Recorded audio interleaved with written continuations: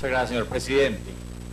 Agradeciendo a los citantes por este debate tan pertinente, les agradezco la oportunidad además de poder presentar unos detalles muy concretos frente a la problemática de vivienda. Antes un par de anotaciones previo a ingresar al contenido del debate. Cuando vi hablar al ministro, lo oí muy juiciosamente hablando sobre las políticas anteriores. Hombre, uno diría, qué desastre de ministerios anteriores. Ministro, no le queda bien a usted, que fue viceministro de Vivienda durante 3 años, que fue secretario general del Ministerio de Vivienda, criticarse a sí mismo, porque uno pediría responsabilidades políticas y no estaría usted en el cargo que está hoy si no hubiera sido por cualquier actividad en el ministerio. Creo que usted, al que le tengo gran respeto, y creo que todo Colombia aprecia su labor como ministro de Vivienda, ha sido siempre muy bien calificado. No le queda bien lo que hizo hablando más de políticas anteriores, porque usted fue el causante de las mismas. Y uno podría enfocarse en el tema de vivienda en muchos aspectos. Uno podría hablar, voy a concentrar el debate en el tema de vivienda, en las viviendas gratuitas. Uno podría hablar de muchas cosas, podría hablar sobre la dignidad, las viviendas dignas, cómo se están metiendo hoy 5 o 10 personas en casas de 40 o 50 metros, un tema muy complejo. Uno podría hablar del desarraigo que ha creado, por bueno que sea el propósito de crear vivienda en muchos municipios del país, el desarraigo que empieza a crear porque los campesinos están simplemente yendo de sus veredas para las cabeceras municipales a ver si consiguen una casita, y genera una gran problemática enorme social. Uno podría hablar de la capacidad de pago de los servicios públicos en estas viviendas, porque infortunadamente muchos, o la pobreza que viven muchos de nuestros ciudadanos más vulnerables, hacen que una vez le entreguen su casa, después no tengan al otro día cómo pagar los servicios públicos, y podrían generarse en esto una gran cantidad de debates, señor ministro, y voy a hacer, por el lapso tan breve que tenemos y por el respeto a los demás compañeros y a la ciudadanía, voy a enfocarme en varios temas muy puntuales sobre las viviendas gratuitas. Y vamos a ver unos datos que me parecen fundamentales. Primero, sobre el tema de equidad. Y no hablar de equidad rural, porque no es su tema, señor ministro, y ojalá algún día el Ministerio de Vivienda tomara y pudiera liderar el tema de vivienda en el espacio rural de Colombia, porque infortunadamente creo que al Ministerio de Agricultura, con tanta problemática que tiene, difícilmente podrá liderar este tipo de situaciones. Ojalá, con un ministro como usted, que ha sido líder y que ha sido ejecutor, pudiera empezar a hablarse de vivienda rural. No voy a tocar ese tema, vamos a tocar el tema de vivienda gratuita. Las 100.000 nunca llegaron, señor ministro, y yo simplemente me voy a remitir a los datos que usted mismo me da. Usted sabe que yo soy muy cansón y mando muchos derechos de petición porque me gusta hacer seguimiento, ver avances. 94.198 viviendas fueron la última cifra que me dieron, el 26 de enero de 2016. Se habló de 100.000 viviendas, y ahora veremos algunas críticas muy específicas sobre el tema. Es un gran avance, 94.000 viviendas. El tema es que en Colombia, usted mismo lo sabe, hay más de 1.600.000, el déficit está alrededor de 1.500.000, 1.600.000 viviendas. Si en 4 años se lograron 100.000, bueno, menos de 100.000 viviendas, estamos hablando que nos demoraríamos más de 60 años para lograr llevar a mínimos ese déficit de vivienda.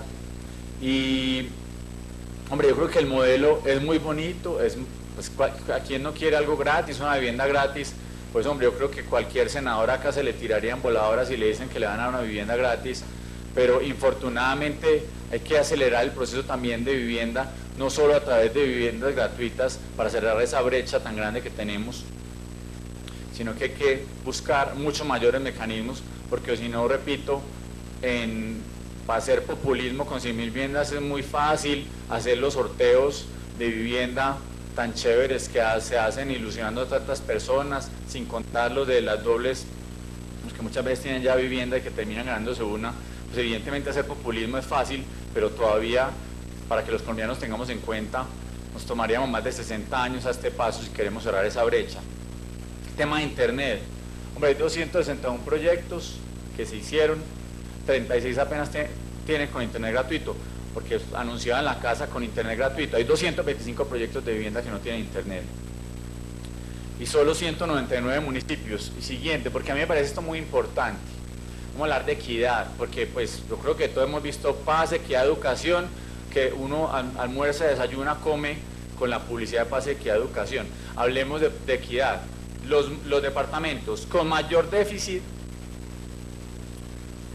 y ahí lo pusimos en orden cuál es cada uno de los departamentos y en su orden cuáles son los que mayor déficit habitacional tienen. Y uno dice, hombre, ¿cómo se hicieron, cómo se seleccionaron los departamentos? Aquí no hay equidad, y vamos a ver que los departamentos donde menos déficit de vivienda existe, tienen más porcentaje de viviendas gratuitas. Pues Chocó, ¿cuántas viviendas se hicieron? El número de viviendas que hicieron en cada uno. Chocó, Bichada, lo hicimos el anti-ranking, llamémoslo así, los primeros son los que más déficit de vivienda tienen, pero si el Chocó el 92.4% de déficit habitacional existe, solamente hicieron el 2% del cubrimiento del déficit. Pero hay departamentos como Guainía, San Andrés, por Dios, que casi no tiene problemas hoy con el arraigo que sienten los sanandresanos frente a Colombia, o Baupés, donde no ha habido un solo proyecto de vivienda gratuita. Yo creo que esto hay que reevaluarlo. Muy bien lo decía ahora el senador Cepeda. Aquí no podemos estar viendo, y esto es parte también de la forma como el gobierno seleccionó los proyectos. Muchos venían de atrás y empezó a coger para sumar, pero hombre, no se tomaron en cuenta criterios serios de grandes déficits de vivienda. Y yo sí le aseguro, señor ministro, y no soy, y posiblemente para mí nadie haya votado en Chocó, ni en Bichada, ni Guainía, ni Guaviare, ni San Andrés. Le aseguro que no tengo un voto allá. Pero si vamos a hablar de equidad, arranquemos por un tema tan básico como ver cuáles son los departamentos con mayor déficit de vivienda y comencemos allá a darles verdaderas oportunidades de equidad y de equilibrio. Si vamos al siguiente, mientras que veíamos ahora que el máximo que llegó, Chocó está en el 2, Bichada en el 2, Guainía el 0, Guaviare el 1.4, los tres departamentos con menor déficit de vivienda habitacional casi están alrededor del 4% de cubrimiento.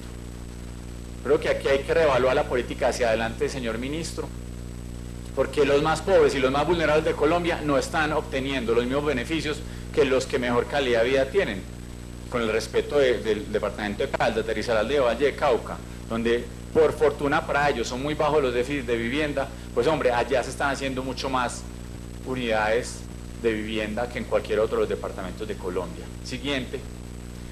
Señor ministro, aquí yo tengo una pregunta sobre el tema de costos. Una interpelación del doctor Álvaro Castro, un segundo.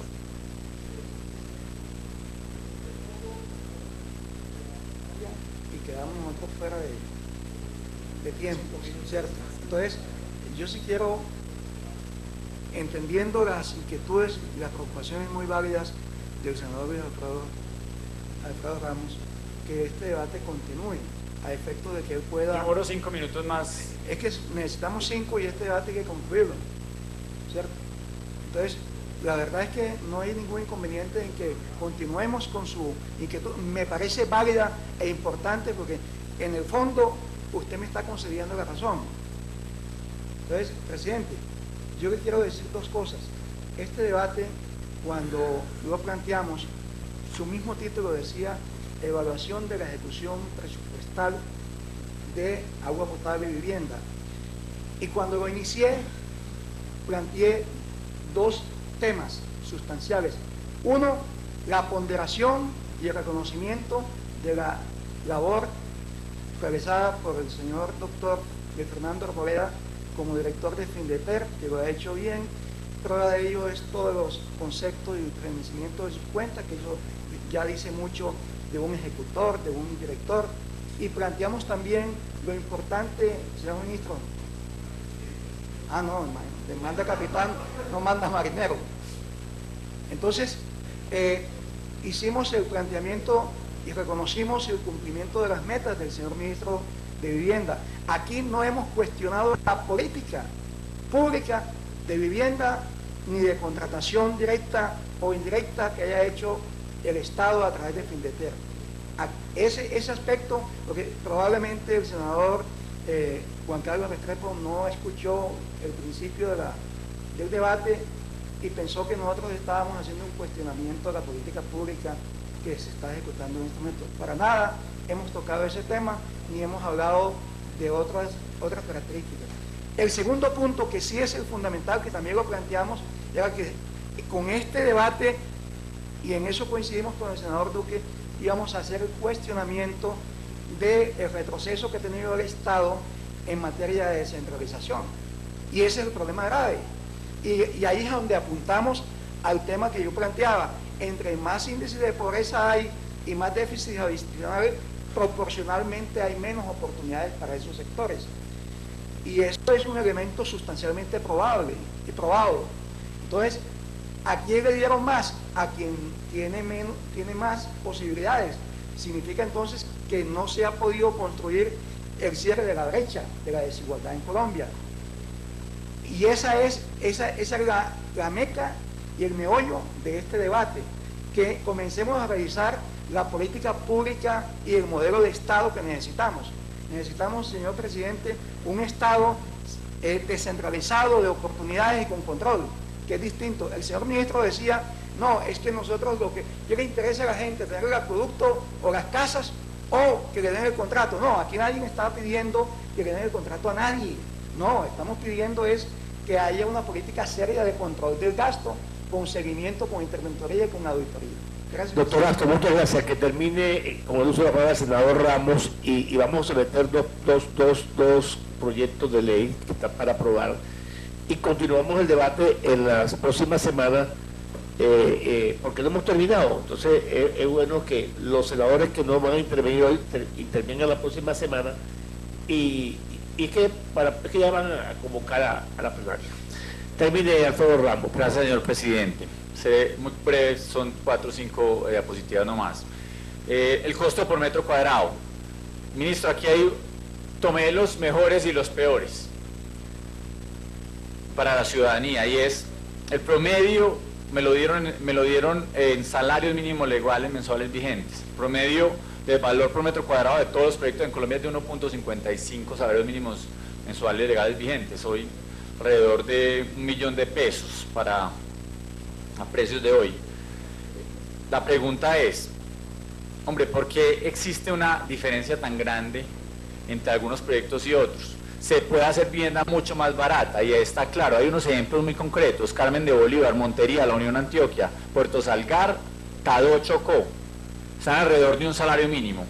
Esto es un ahorro muy grande para los colombianos. Pasar de 1 millón de pesos a 700.000 pesos es un 30%, imagínense poder hacer 30% más de viviendas en Colombia, eso generaría un impacto enorme, pero a la vez está el otro lado feo, proyectos de casi 4 salarios mínimos y medio en Titiribí y de 2 salarios en Leticia, Puerto Carreño, Quibdó, Colón, algo más de 2 salarios mínimos, entre 1,5 millones de pesos, o llegar hasta cifras casi de 3 millones de pesos. Hay un tema muy importante, porque significa que se puede hacer vivienda mucho más económica y tendríamos alcances mucho más beneficiosos. Habrá que entender por qué en algunos municipios el metro cuadrado cuesta 700.000 pesos en Colombia y en otros lugares pasa de los 2 millones de pesos. Creo que eso es una inquietud supremamente importante, porque las buenas prácticas hay que hacerlas, y si se puede hacer más vivienda a mejores precios, efectivamente serán mucho más los colombianos beneficiados. Siguiente. Bueno, tema de contratistas que hablábamos ahora. Esto también está en salarios mínimos legales mensuales vigentes. ¿Y quiénes son los que más se han beneficiado? Ahí están los nombres y en qué departamentos tiene cada uno. Hay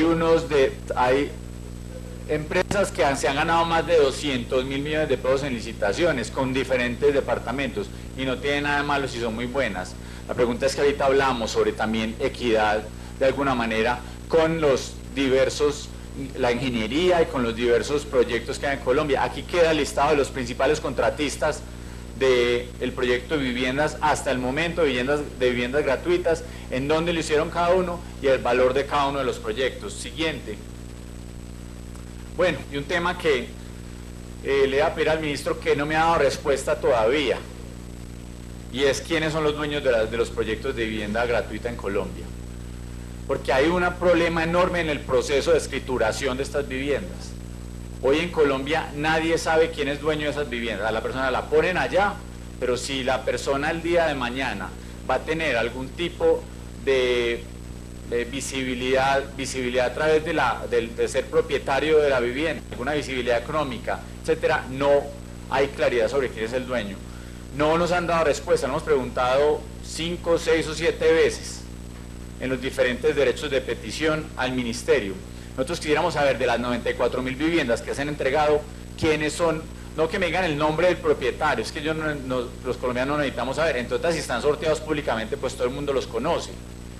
El tema que queremos saber es si esos son efectivamente dueños del mismo, si tienen su escritura pública, si el día de mañana pueden usarlo como un colateral para tener algún tipo de vigencia y algún tipo de servicio financiero o bancario que les pudiera servir como un modelo para apalancar proyectos de emprendimiento o proyectos de mejora de calidad de vida de cualquier tipo. Muy importante saber de las 94.000 viviendas, cuántas han sido escrituradas y quiénes son verdaderos propietarios de las mismas. Y por último, algo con lo que comencé, ya para cerrar la intervención corta hoy, y estos son proyectos que el gobierno tomó al azar entre proyectos de privados, de entidades territoriales que venían haciendo, si se los compró.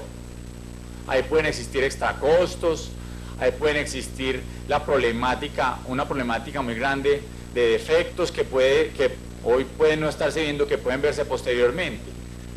Eso ha ayudado al modelo de inequidad que hablaba originalmente, porque finalmente el gobierno no hizo esto de manera técnica y de una manera que tuviera propósito con el mismo objetivo que se habla de equidad. Aquí lo que se hizo es, como están en Medellín hay muchos proyectos, agarre esos. Como en tal municipio ya venían haciéndose 200 casitas de una caja de compensación, agárrelo.